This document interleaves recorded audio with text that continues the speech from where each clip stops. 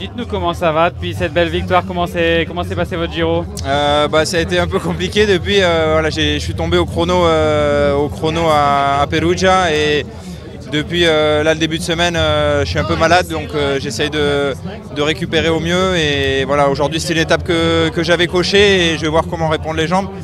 Et voilà, je me fais pas non plus trop d'illusions. Si j'étais un peu malade, ça va être compliqué, mais je vais essayer d'aider l'équipe et qu'on fasse une belle étape. Beaucoup de coureurs ont coché cette étape d'aujourd'hui. C'est vraiment l'étape parfaite pour l'échapper?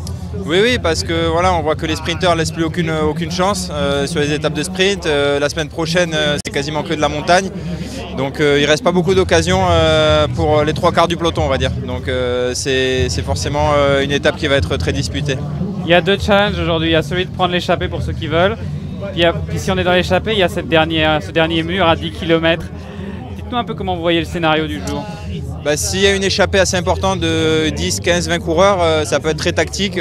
On peut avoir, voilà, si le peloton laisse filer, à peine l'échappée partie, peut déjà y avoir un jeu déjà dans l'échappée, c'est-à-dire ceux qui sont sûrs de ne pas passer le mur final vont essayer d'anticiper.